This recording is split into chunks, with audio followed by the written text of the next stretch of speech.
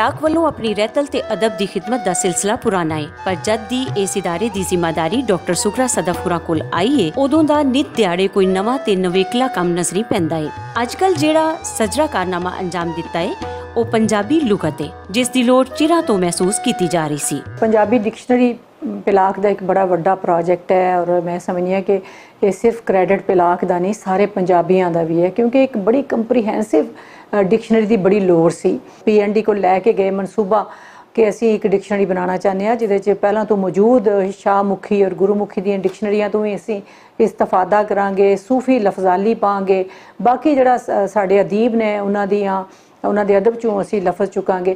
तो इस हवाले नाल ये असी प्रोजेक्ट 2 साल च तकरीबन मुकम्मल किया है कि साडे जिहड़े इस प्रोजेक्ट के इंचार्ज ने डॉक्टर शाहिद कश्मीरी साहब, उन्होंने नेकनिश्ती और उन्होंने मेहनत बहुत ज़्यादा शामिल है। जो सानू गौरमेंट की मंजूरी लभी असी अखबार च इश्तिहार दिता और फिर लोगों ने अपलाई किया। असी 10 रिसर्चर भर्ती किए, 2 कंपोजर और 1 इंचार्ज। तो यानी सारा साडा काम जिहड़ा बिल्कुल एक ज़ाब्ते के मुताबिक होया। मेरे नाल दे साथियों ने दोस्तों ने मेहनत की है, बच्चियां ने मेहनत की है, तो अलहमदुलिल्लाह असी उहदे च कामयाब रहे हैं।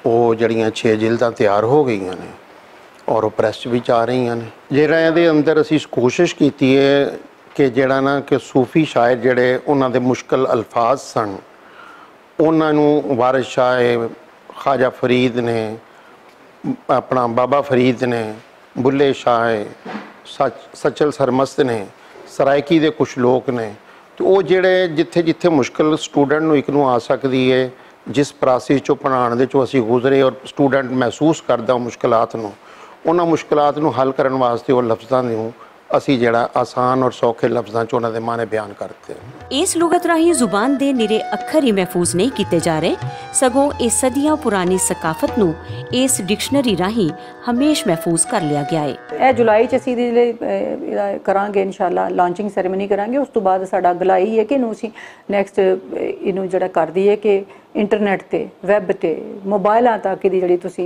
इनू रसाई हासिल कर सको कि जिहड़ा बंदा किधरे देखो हर वेले डिक्शनरी चुक के तो नहीं तुसी रख सकदे ना, गड्डी सफ़र कर रहे हो, तुहानू लोड़ पैगी तुसी उत्थे जाओ ते खोलो तो तुहानू पता लग जाए। पंजाबी दी इस सेवा ने जिथे पंजाबी पढ़नहारां दे दिल जित ले ने, उत्थे ही एक कम पंजाबी जुबान दी तरक्की विच मील पत्थर साबित हो सी। नूरुल ऐन सादिया, पुलेखा TV, लाहौर।